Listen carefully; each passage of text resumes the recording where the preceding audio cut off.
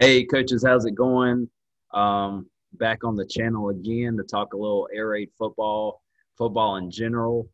Like we said, here in North Carolina, we had a spring season, so haven't had a lot of time to push out much content to you, but the season's over, and as we go through towards the summer, we'll start pushing out some more content to you guys, just to kind of collaborate. We want to hear from you guys. We want to learn as well. So today we got a special guest on, and it's a guy I've known for a long time. He's a coach here in North Carolina as well. We both worked at ECU at the same time, and we're both fortunate to be around Lincoln Riley a pretty good amount, and we're able to learn from him and able to take some things. And I think that's both kind of where we both fell in love with the offense and just kind of wanted to study and learn more about it. Both of us have a big impact in our offenses here in North Carolina and incorporate a lot of those principles as well as concepts. So one of the questions that I get a lot from coaches is they want to incorporate the air raid, but they still have a really good run game. And my first thought to them is I always want to direct them to this guy because I'm more of a traditional air raid guy.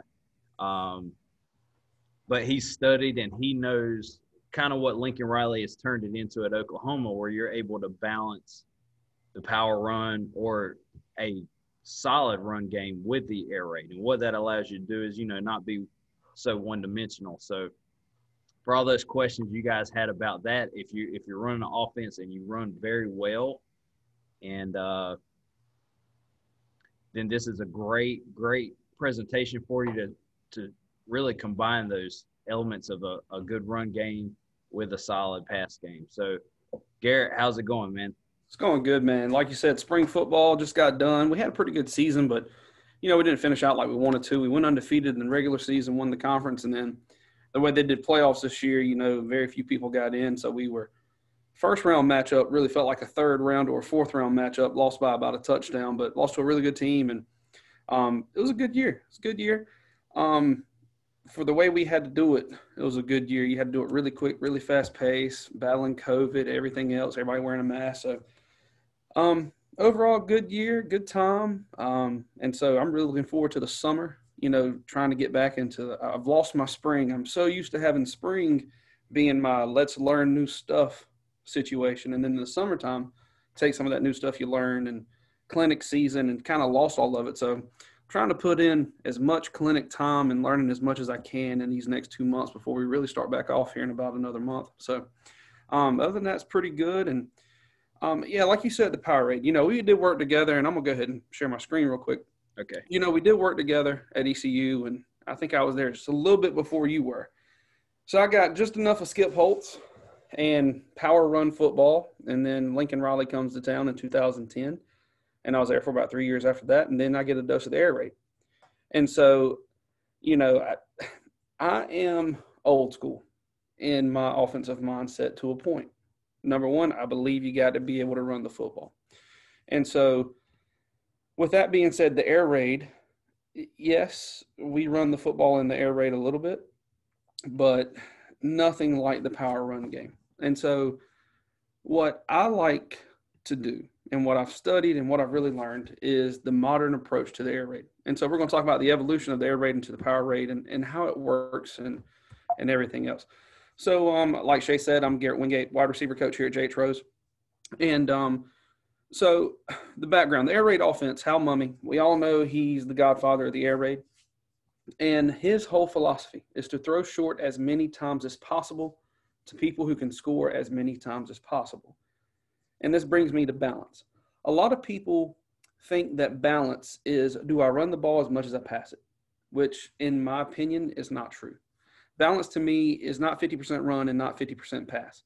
If I have two guys, a really good wide receiver and a really good running back, okay, if I'm going to get the ball 50% to the wide receiver and 50% to the running back, as a defensive coordinator, who would I need to stop? I need to stop two people, all right? Now, true balance, in my opinion, and in the air raid and everything else, is where you can have 6 or 7 players who all have close to the same amount of touches. So it's about distribution. If I can get this player gets the ball 6 times, That player gets the ball 7 times, and then you start to realize who's getting touches and where the ball's going. The defense can't just tee off on those people. So that's balance to me and how Mummy came up with that idea. So Hal Mummy was at Iowa Wesleyan, Valdosta State, Kentucky. Mike Leach became his offensive coordinator, and that's where the air raid really took hold and it really started going forward. So in Kentucky, I still say, in my personal opinion, that the air raid was not what we think of today. They were still under center. They had split backs in the backfield. Yes, they had the same passing concepts, but it wasn't the true air raid, in my opinion. True air raid really shows up at Texas Tech with Mike Leach. And so, what is the passing concepts of the air raid? And that just comes from Hal Mummy getting those ideas from Lavelle Edwards at BYU, and then they just modernized the offense. The key here, in my opinion, about the air raid and about any offense and anything in football is evolution.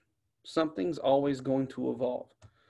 Very few people are still lining up in the Tarboro T, is what we call it around here. And so that's just 3 running backs in the backfield. And we have about 2 schools in the state that do that here. And it works for them.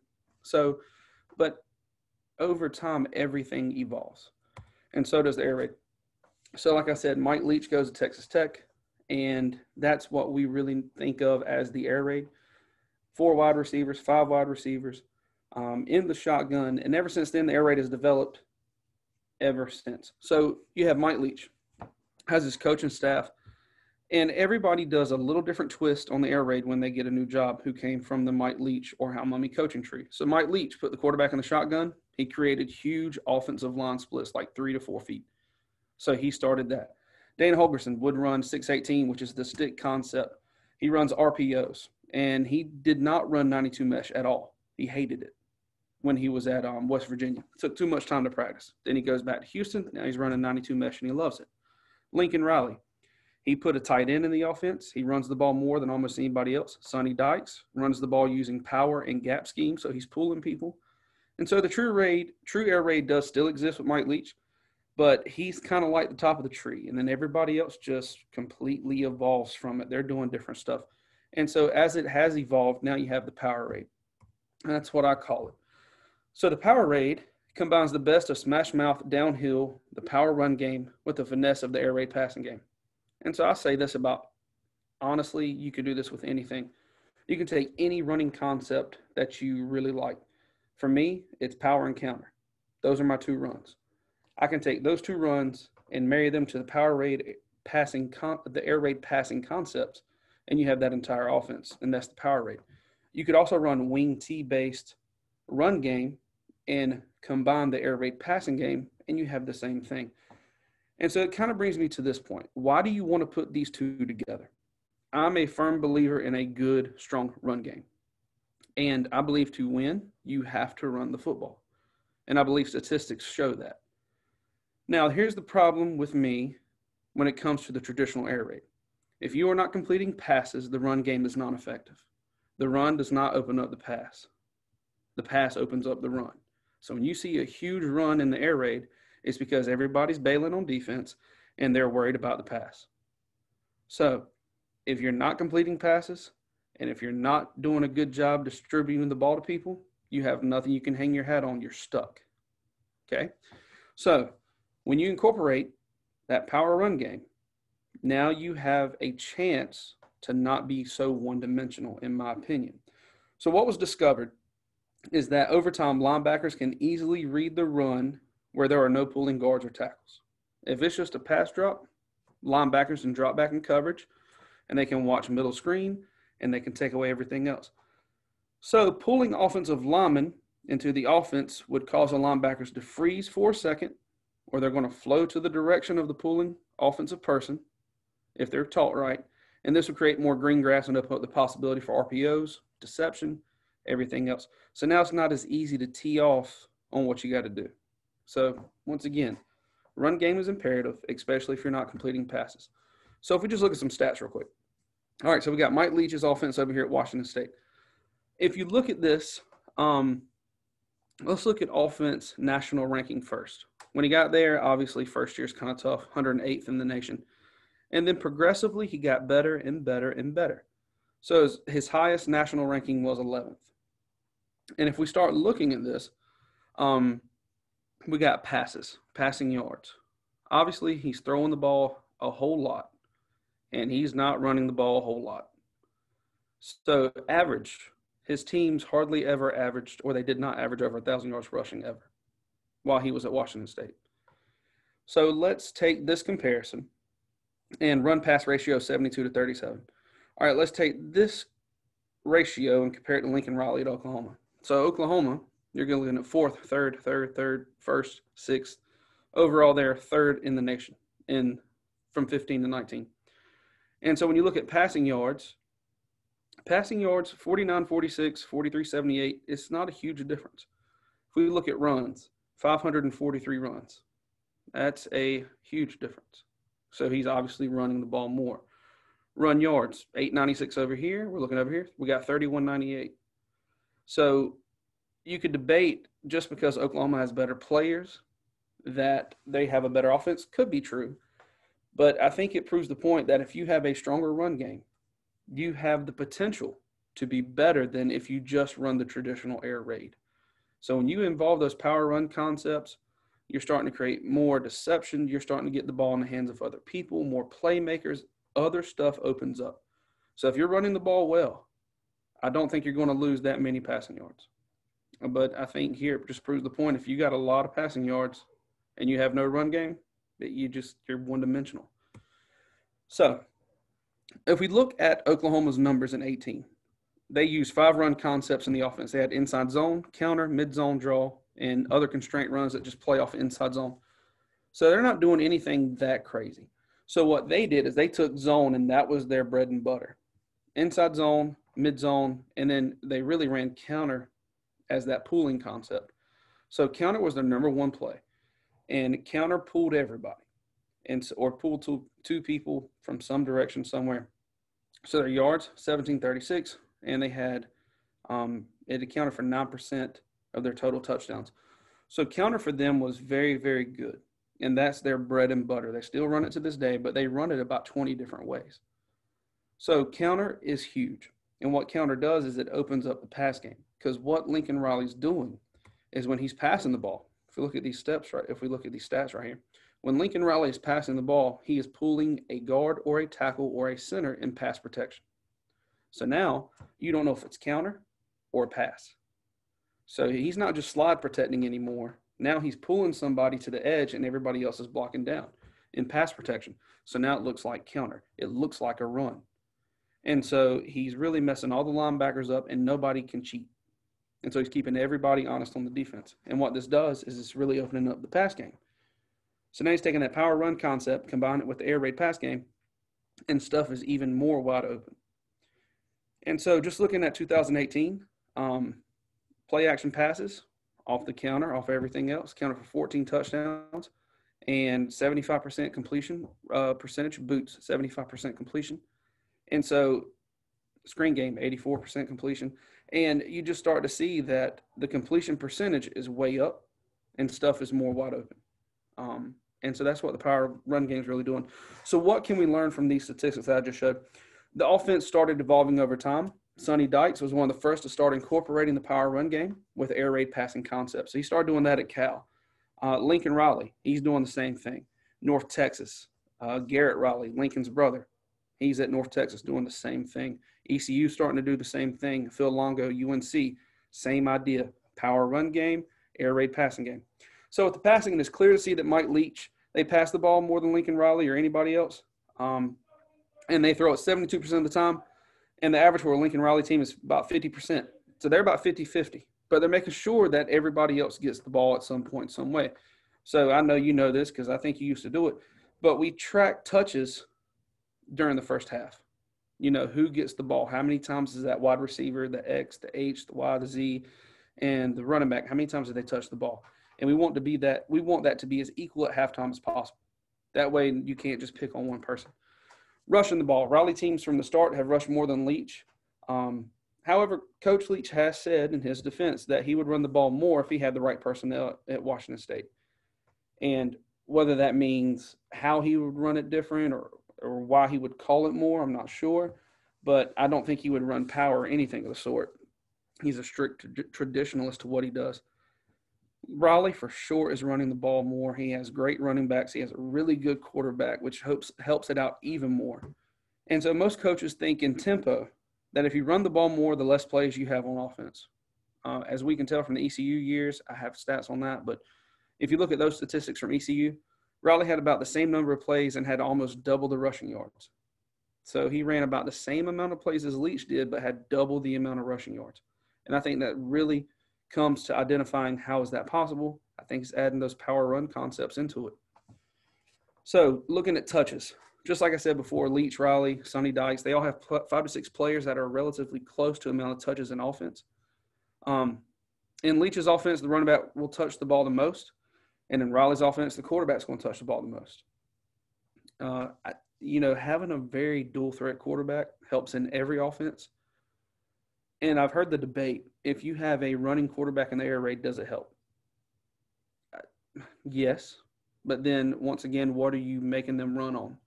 You can't really run quarterback counter because you're not running counter.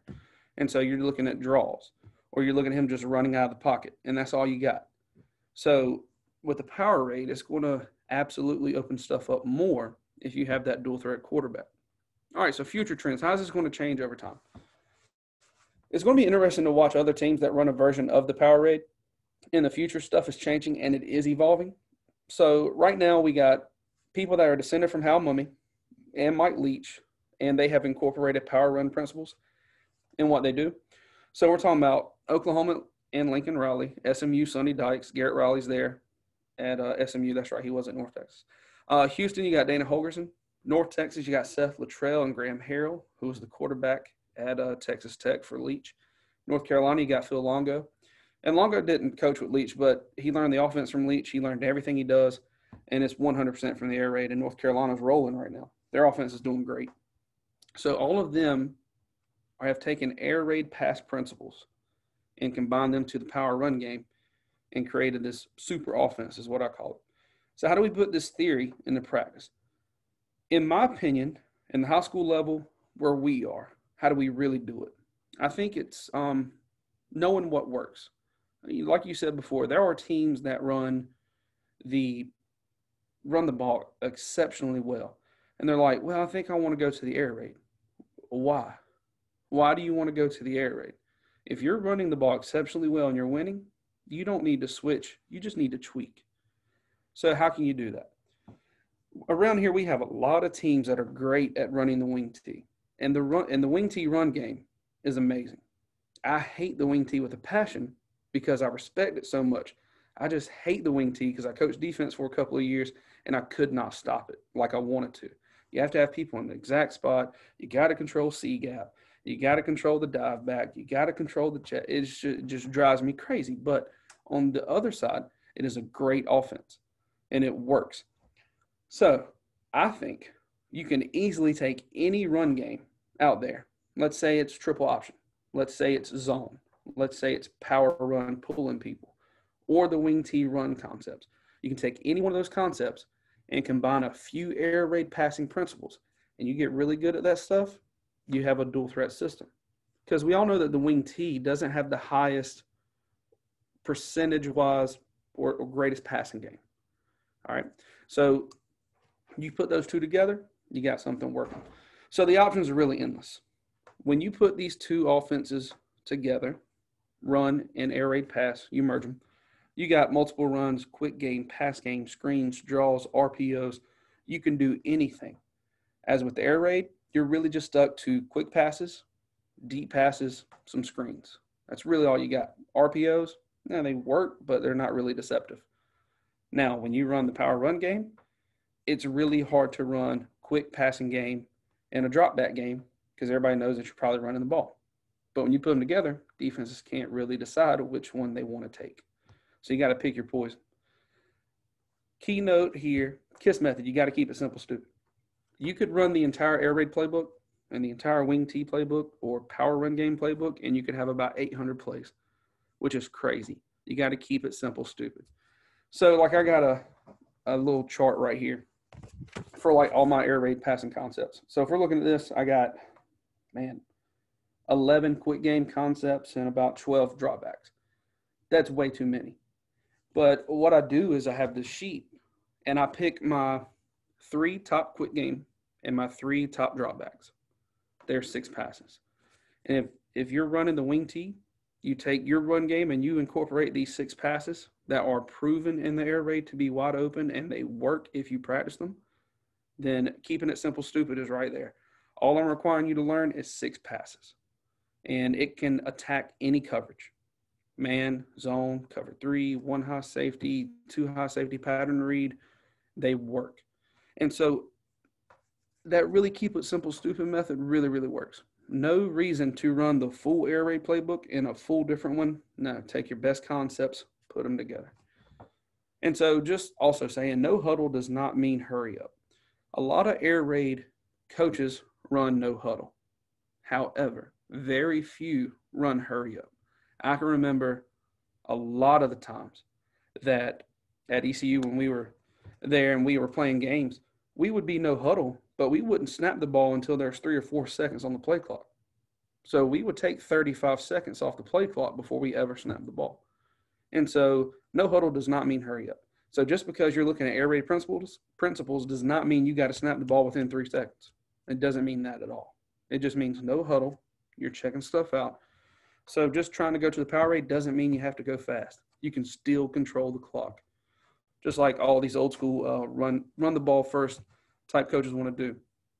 So just showing you some stuff real quick that I drew out real quick. So if we're talking about combining air raid, power raid, and really making it to work together. So just some formations. We got ace, which is 2x2. We got trips right here. You can also put 2 in the backfield, which is a air raid staple. Now, this is where it starts getting a little bit different. This black formation is essentially the I formation out of the shotgun. Okay, so we can run anything that we would run in the I formation. We can now run it out of this. Right here, you got pistol, but it also could be split backs. I mean, it could be whatever you want it to be. That's the whole beauty of it. When we got this here, we got a wing. Well, this almost looks like the wing tee. You could put another guy right here. And now you really do have the wing tee. It's just from a shotgun. So you can incorporate anything. And that's all I'm trying to show is that you can put anything together with this and it works.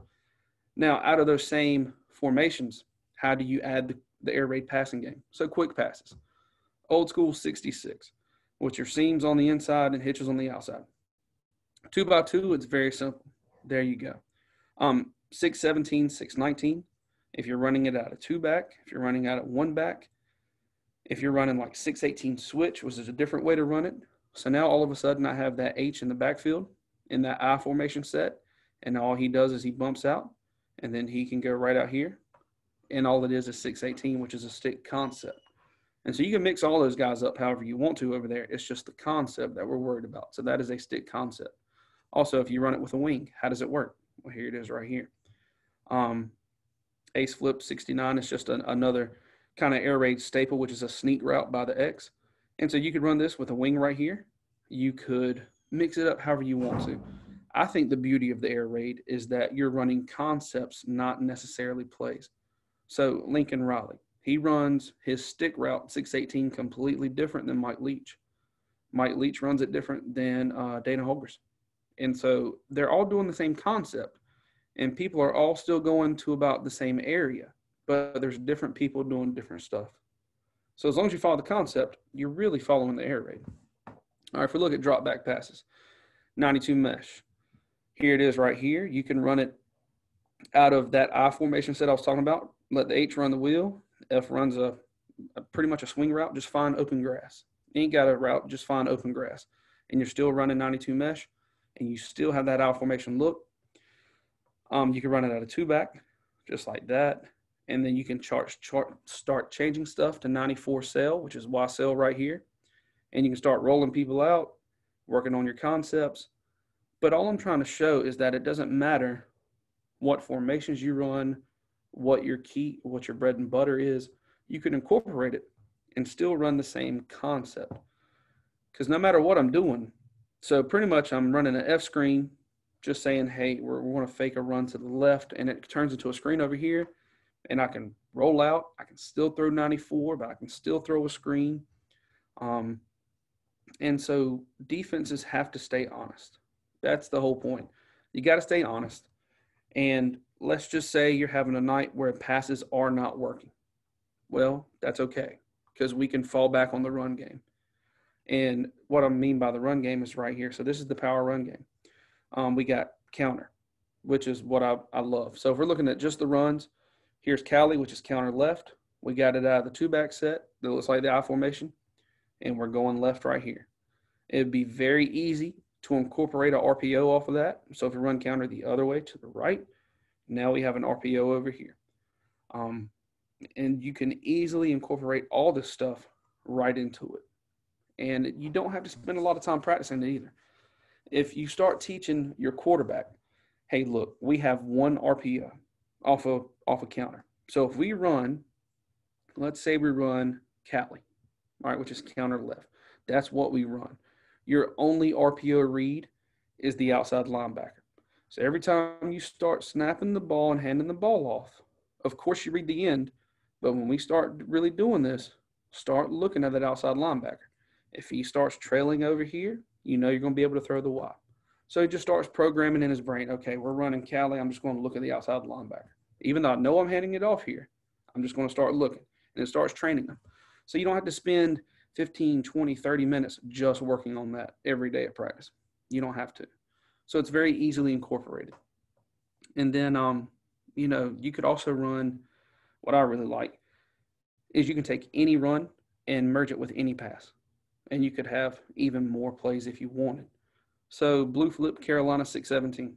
So here we are, we're running Carolina, but I'm also got 617 over here. It could be a RPO, but also it's just a pre-snap read for me.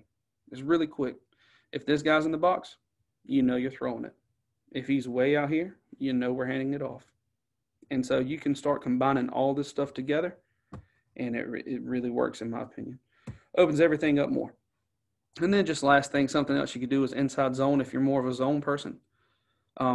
Inside zone's tough to me just because you got to have 5 dudes, and they got to be really, really, really good to run zone. So I like power. I like counter because you can hide below average linemen. You might be a great down blocker, but if you suck at pulling, I can hide you. But in inside zone, it's 1 versus 1, and you've got to win. So inside zone is tough, especially in high school if you can't recruit to what you need. And so inside zone, it does work. And I've seen a lot of coaches really start going to mid zone instead of inside zone because now you're working on horizontal displacement instead of vertical. In high school, it's very hard to get vertical displacement. But if you start going horizontal with mid zone and then going vertical, it's a little bit easier. So if we're just looking at inside zone, just really quick, we're looking at runs.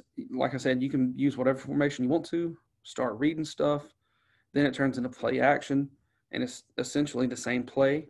You're just adding more wrinkles to it, and then you can RPO it. So if your kids already know what 617 or let's just say 618 is, which is stick, if they've done that and they know that in the quick game, all I have to do is call inside zone left, which is Idaho, and then run 618.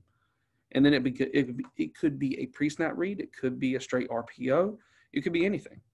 And once again, you just start reading that one dude. If he starts biting on inside zone, throw it to the Y. If the corner bails with the Z and there's nobody out here, automatically throw it to the H. And so you could just pre-snap read it.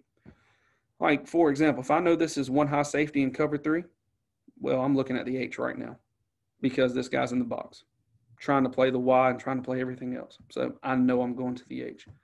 And so I think so just in conclusion, for me, I think that the power raid, the air raid, putting it all together, it just really opens up more stuff that you can do. And I think you're really starting to see it in college football, that if you can take the best of both worlds and put them together, it's making stuff even better. And honestly, I think kids want to play in that type of system. It comes down to this. If you have an offense, if you're going to start an offense from day one, you become a head coach or an offense coordinator, and you have to start from scratch. And you have kids, well, every head job, it's like you're there because somebody else either screwed up or they didn't want to be there anymore. So it's not a good situation. So now you have to recruit the building. And it's, how do you do that? Well, you got to be able to sell them something that they want to do. And if you go into a new school in a new job, in a new position, and you're telling them we're going to run the ball 95% of the time, that's awesome. Those running backs and offensive linemen are probably going to love it, but nobody's going to want to play wide receiver because they know they're not going to get the ball.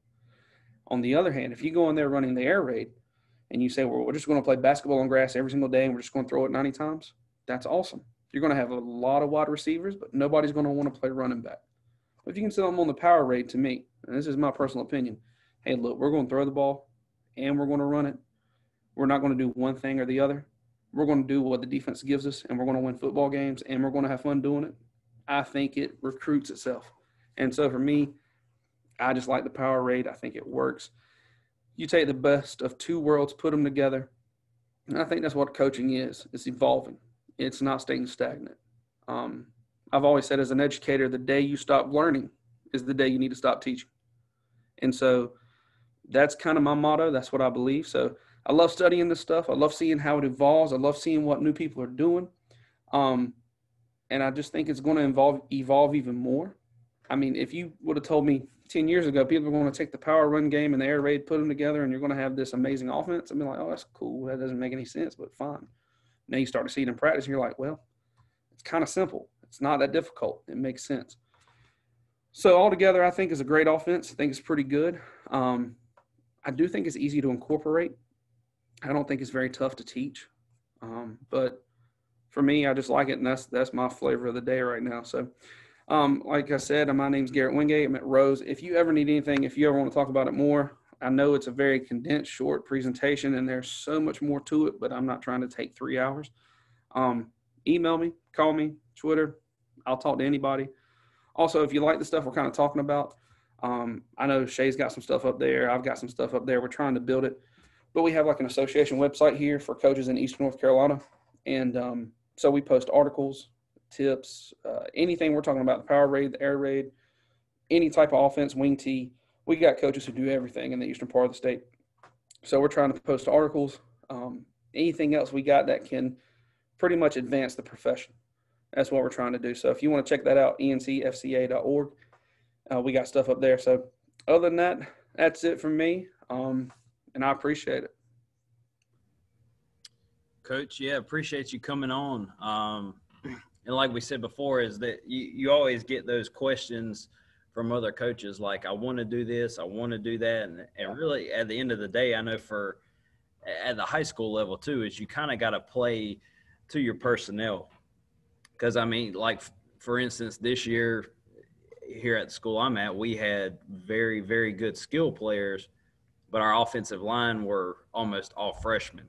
Mm-hmm. So you almost have to, go with what you do. So we were more traditional air raid. There have been years before where we could pull and kick and do things like that, and that was our strength. So hopefully this year we'll be able to run the ball a little bit more because, like you said, you got to be able to do that to win. But one big – just if you're a coach, like you said, continue to grow because we said this before and we say it over and over, you can't be one-dimensional. Because you're going to run into a team. Well, it might be early in the season, it might be late in the playoffs, but you will run into a team that can stop what you do, whether it's running, whether it's passing. So mm-hmm. to get over that bump, just work and grow and be able to do both. All right, Garrett, before I let you go, since I have you on as a guest, I got two questions for you to answer. All right. The first one, and I already know what you're going to say, but if Mike Leach and Lincoln Riley had the exact talent, so I know they had equal talent, right. Who would be the first coach to win a national championship with the systems that they run? Whoever's got the better defense. Yeah. But I would say, man, just based off if they got everything the same, I would probably say Lincoln. Yeah. Just because he's innovative. Right. He doesn't get – and I'm not saying Mike Leach is stagnant by any means. He does what he does, and he does it great. But Lincoln's going to go find that extra edge he has to win. There's no doubt about it. So whatever he has to do to win, he's going to do it. I mean, I remember at ECU they had there was a discussion in the coach's office. 95. You run 95 one way in traditional air raid. You run to the left. 95 walk across goes to the left, and that's all you do. We're not changing it. There was like a 2-hour debate on it. Why can't you just run it to the right? Right. Just run 95. No, we don't do that. Leach doesn't. I'm not doing it. And it took 2 hours to convince Leach, hey, look, just run 95 to the right. It'll be open. I promise you. He did it. He's never looked back. So I think that was the first step when he was like East Carolina, like, hey, look, you can think outside the box and you're not being sacrilegious. So I think Lincoln can adapt a little bit better. So I'll probably go Lincoln. Yeah, that would have to be mine too, just because he's, not as. Yeah, and we know him. So, I mean, we know what he's like. Oh, yeah. All right, second question. The last play call of your career. Let's just say the score doesn't matter or whatever. You're about to retire. You get to call one play, and it's your favorite play. What's the last play you're going to run as a football coach? Ooh.